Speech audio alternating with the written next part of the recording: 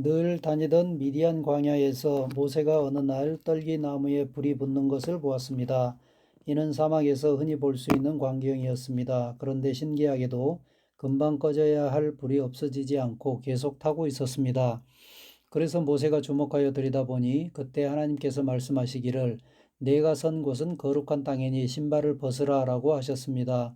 모세가 매일 양을 치며 다니던 평범한 땅이 하나님의 임재가 임하자 거룩한 땅이 된 것입니다. 신의 산도 마찬가지입니다. 평범하던 산에 하나님의 임재가 임하자 백성들은 감히 올라갈 수 없는 거룩한 곳이 되었습니다. 그런데 그 하나님의 임재가 우리 안에 임했습니다. 하나님의 거룩한 영이 우리 가운데 거하시는 것입니다. 그러므로 이제 우리는 예전의 평범함에서 벗어나 하나님의 임재를 가지고 다니는 자, 곧 거룩한 자가 되었습니다. 또한 거룩하다는 것은 구별되었다는 뜻입니다. 똑같은 물건이라도 하나님의 성전에 쓰이기 위해 구별되면 거룩하게 되는 것입니다. 구약에서 모형으로 나타나듯이 어떤 것이 거룩하게 구별되기 위해서는 피로 씻기고 기름을 바르는 과정을 거치게 됩니다. 우리는 어떻습니까?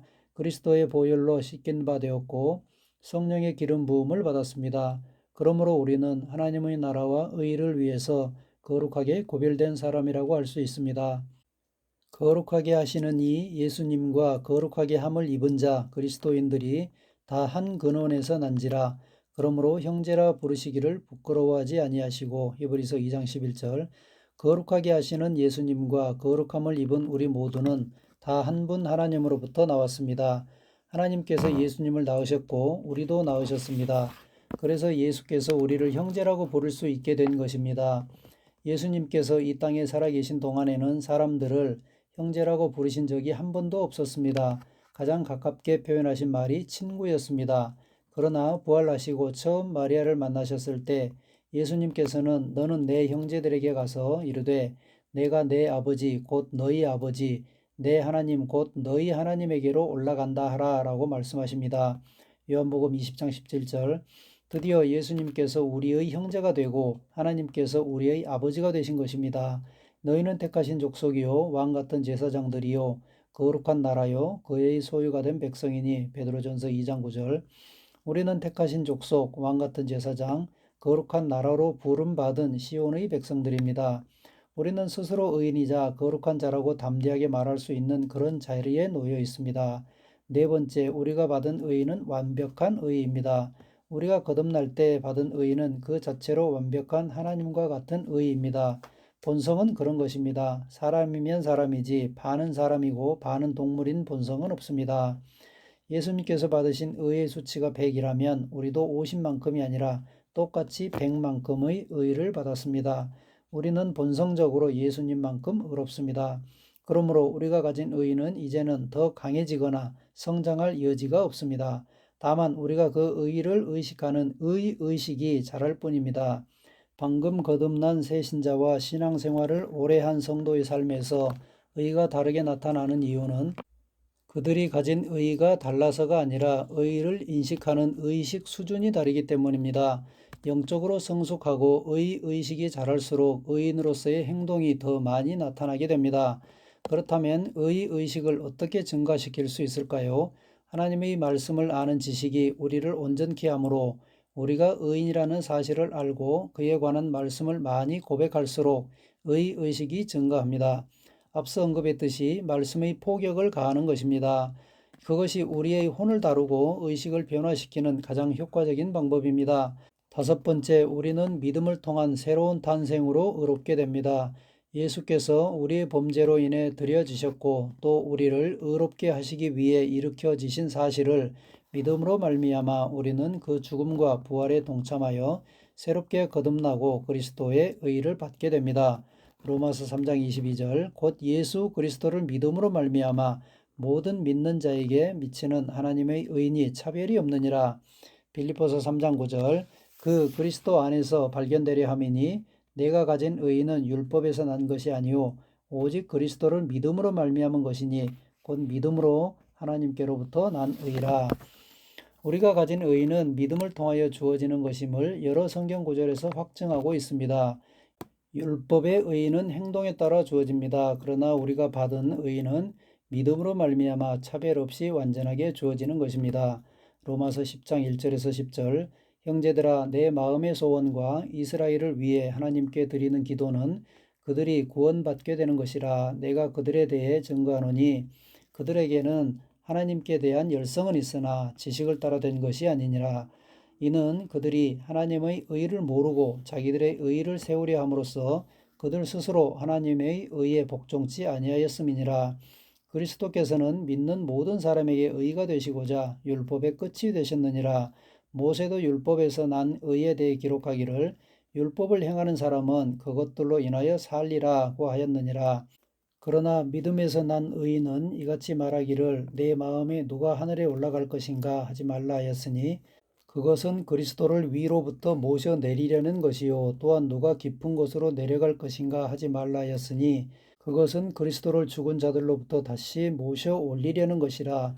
그러나 그것이 무엇을 말하느냐? 말씀이 내게 가까워 내 입에 있으며 내 마음에 있노라 하였으니 곧 우리가 전파하는 믿음의 말씀이라.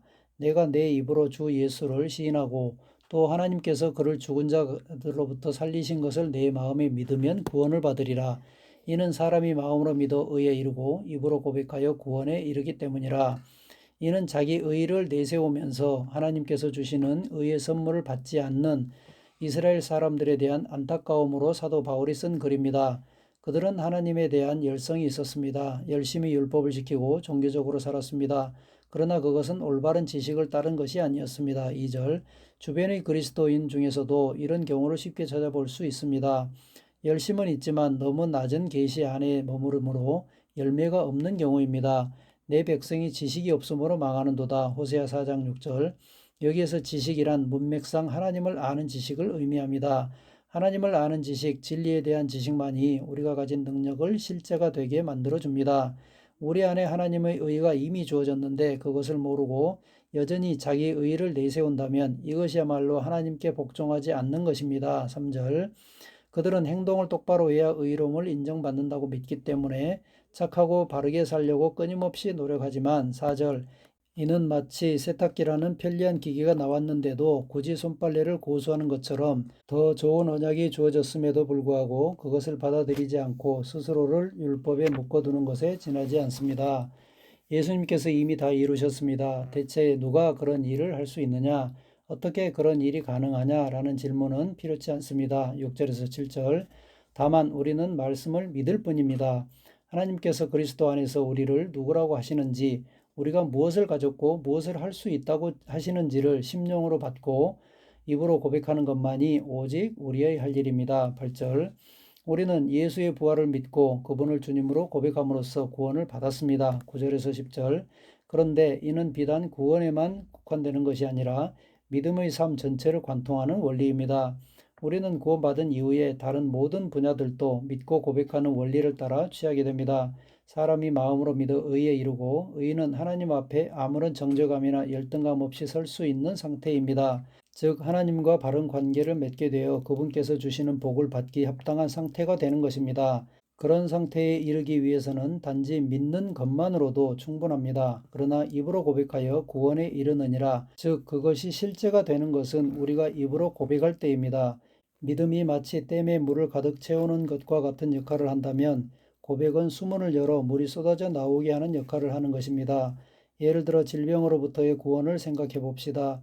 예수께서 채찍에 맞으심으로 내가 나음을 입었다라는 말씀을 듣고 믿는다면 하나님께서 나를 치료하시기에 부족함이 없는 상태가 됩니다.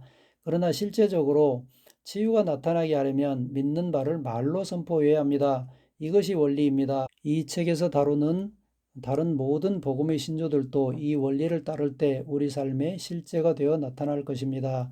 히브리서 5장 13에서 14절 젖을 사용하는 자는 누구나 의의 말씀에 능수같이 못하나니 이는 그가 악이기 때문이요 단단한 음식은 장성한 사람들의 것이니 그들은 그 말씀을 사용함으로 감각들을 단련하여 선악을 분별하는 사람들이라.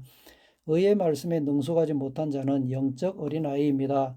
다시 말해 의의 복음을 잘 알지 못하고 의로 기능할 줄 모르는 사람은 영적으로 성숙하지 못하다는 뜻입니다. 간혹 믿음과 신실함을 혼동하는 경우가 있습니다.